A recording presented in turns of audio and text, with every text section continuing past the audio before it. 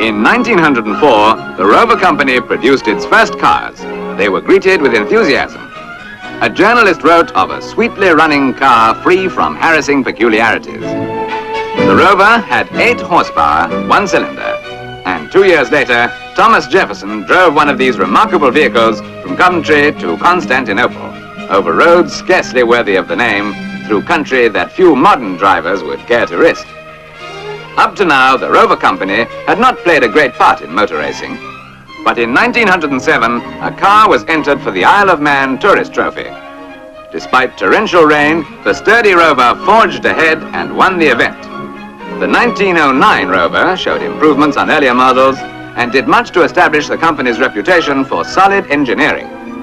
Between 1910 and 1920, despite the restrictions on motoring imposed by the First World War, the Rover Company had some notable successes in hill climbs and reliability trials.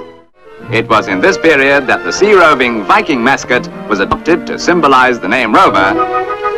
In the 1930s, life suddenly began to be very real, very earnest, and very competitive. The rapidly diminishing number of manufacturing firms in this country vied with each other in cutting prices. The nation's leaders called for economy. The Rover Company took a bold step. Considering that high quality was the soundest economy, it withdrew from the cutthroat race and decided to concentrate on a car designed and built to the most exacting standards. In the 9 years that followed, competition eliminated all but a small number of motor manufacturers. The Rover policy was justified.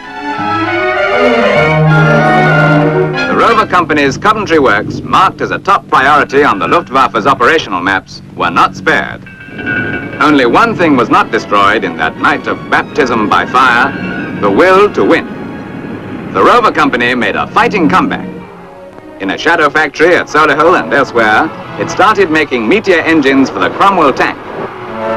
The jet aircraft engine was to provide another outlet for the company's engineering skill and experience. Converting a brilliant dream into a piece of practical engineering called for new materials, new methods, new techniques.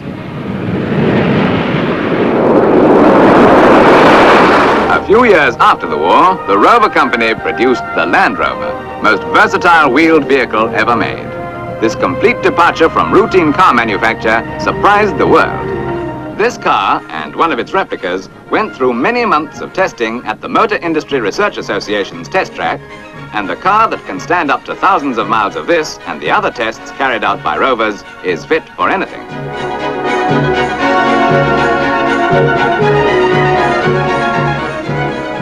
If it is not shaken to breaking point on the pave, fast periods on the switchback pumps may still find a weakness.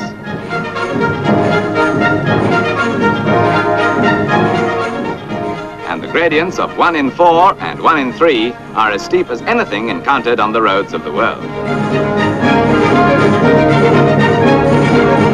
Solihull again, this time to the Rover factory itself, honored by a visit from the Duke of Edinburgh.